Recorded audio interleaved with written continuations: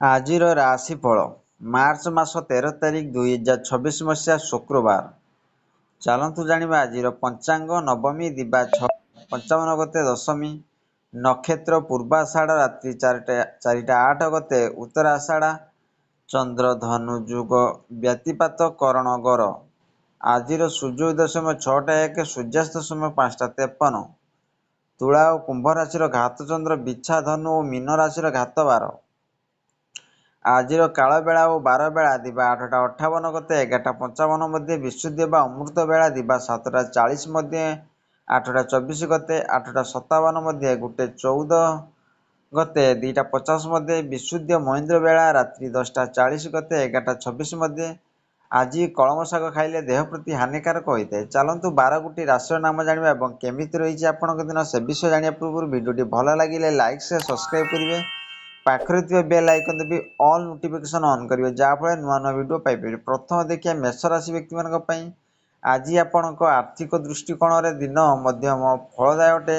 ଖର୍ଚ୍ଚରେ ଚିନ୍ତା, ମନ ଅଶାନ୍ତି ରହିପାରେ, କିନ୍ତୁ ସବୁ ଠିକ୍ ହୋଇଯିବ। ବାଣୀ ଉପରେ ନିୟନ୍ତ୍ରଣ ରଖିବେ, ଅନ୍ୟଥା କ୍ଷତି ହୋଇପାରେ।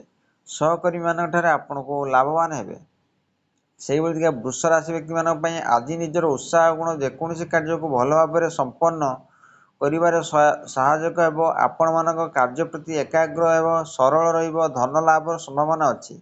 ଶାରୀରିକ ଏବଂ ମାନସିକ ରୂପରେ ସ୍ୱାସ୍ଥ୍ୟ ଭଲ ରହିବ। ମିଥୁନ ସେହିଭଳି ମିଥୁନ ରାଶି ବ୍ୟକ୍ତିମାନଙ୍କ ପାଇଁ ଆଜି ଆୟ ଅପେକ୍ଷା ଖର୍ଚ୍ଚ ଅଧିକ ହୋଇପାରେ। ଆପଣଙ୍କ ଦିନ ଶାରୀରିକ ଓ ମାନସିକ ଅସୁସ୍ଥତା ସହିତ କଟିବ। ଇଷ୍ଟ ଦେବତାଙ୍କର ଧ୍ୟାନରେ ସମସ୍ୟା ନିବାରଣ ହେବ। ଉଚ୍ଚ ଅଧିକାରୀମାନଙ୍କ ସହିତ ବାଦ ବିବାଦରେ ପଡ଼ନ୍ତୁ ନାହିଁ।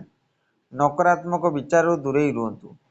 ସେହିଭଳି କର୍କଟ ରାଶି ବ୍ୟକ୍ତିମାନଙ୍କ ପାଇଁ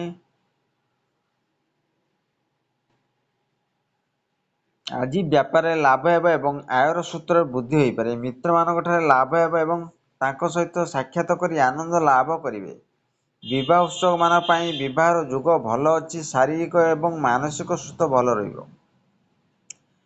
ସେହିଭଳି ସିଂହ ରାଶି ବ୍ୟକ୍ତିମାନଙ୍କ ପାଇଁ ଆଜି ବ୍ୟବସାୟ କ୍ଷେତ୍ରରେ ଆପଣଙ୍କ ପ୍ରତିଭା ବଢ଼ିପାରେ। ଚାକିରିରେ ପ୍ରମୋସନ ହୋଇପାରେ। ପିତାମାତାଙ୍କ ସମ୍ପତ୍ତିରେ ଲାଭ ହେବ। ସରକାରଙ୍କ ସହିତ ଧନର ବ୍ୟବହାର ସଫଳ ରହିବ। ଆପଣଙ୍କ ଆତ୍ମବିଶ୍ୱାସ ପ୍ରତ୍ୟେକ କାର୍ଯ୍ୟ ସଫଳତାପୂର୍ବକ ସମ୍ପନ୍ନ ହେବ।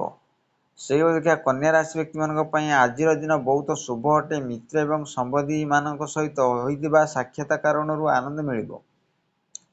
ମହିଳା ମିତ୍ରମାନଙ୍କ ଠାରୁ ଲାଭ ହେବ। ଭାଇ ଭଉଣୀମାନଙ୍କ ଠାରୁ ଆର୍ଥିକ ଲାଭ ହେବ। ଜୀବନସାଥୀଙ୍କ ସମ୍ପୂର୍ଣ୍ଣ ସହଯୋଗ ମିଳିବ।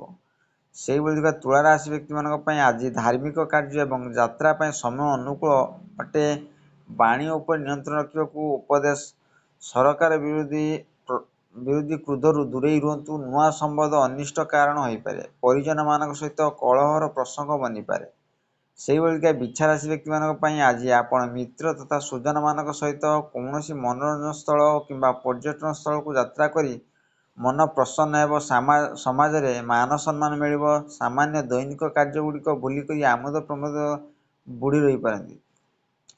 ସେହିଭଳି ଧନୁରାଶି ବ୍ୟକ୍ତିମାନଙ୍କ ପାଇଁ ପରିବାରରେ ଆନନ୍ଦର ବାତାବରଣ ରହିବ, ଯାହାଦ୍ୱାରା ଆପଣଙ୍କ ମନ ପ୍ରଫୁଲ୍ଲିତ ରହିବ। ଆପଣଙ୍କ ସ୍ୱାସ୍ଥ୍ୟ ମଧ୍ୟ ଭଲ ରହିବ। ବ୍ୟବସାୟରେ ମଧ୍ୟ ଦିନ ଲାଭଦାୟକ ରହିବ। ସହକର୍ମୀମାନଙ୍କର ସହଯୋଗ ମିଳିବ ଏବଂ ଆର୍ଥିକ ଲାଭ ହେବ। ଆପଣମାନଙ୍କ ପାଇଁ ଉତ୍ସାହ ଦିନ ରହିବ। ସେହିଭଳି ଦେଖିବା ମକର ରାଶି ବ୍ୟକ୍ତିମାନଙ୍କ ପାଇଁ ପାରିବାରିକ ଜୀବନରେ ଶାନ୍ତି ବନାଇ ରଖିବା ପାଇଁ ନିରର୍ଥକ ବାଦ ବିବାଦ କରନ୍ତୁ ନାହିଁ। ଧନ ଏବଂ ପ୍ରତିଷ୍ଠାରେ ହାନି ନ ହେଉ, ଏହାର ଧ୍ୟାନ ରଖିବା। ଅଫିସରେ ଉଚ୍ଚ ଅଧିକାରୀମାନଙ୍କର ଅସନ୍ତୋଷ ସାମ୍ନା କରିବାକୁ ପଡ଼ିପାରେ। ସେହିଭଳି କୁମ୍ଭ ରାଶି ବ୍ୟକ୍ତିମାନଙ୍କ ପାଇଁ ଆଜି ଆପଣଙ୍କ ମନ ବହୁତ ସମ୍ବେଦନଶୀଳ ରହିଛି। ବିଦ୍ୟାର୍ଥୀମାନଙ୍କ ପାଇଁ ସମୟ ଭଲ ଅଟେ। ଆଜିର ଆୟୋଜିତ ପ୍ରତ୍ୟେକ କାର୍ଯ୍ୟ ଭଲ ଭାବରେ ସମ୍ପନ୍ନ ହେବ। ମହିଳାମାନଙ୍କର ସୌହାର୍ଦ୍ଦ୍ୟ ପ୍ରସାଧନ ପଛରେ ଖର୍ଚ୍ଚ ହୋଇପାରେ।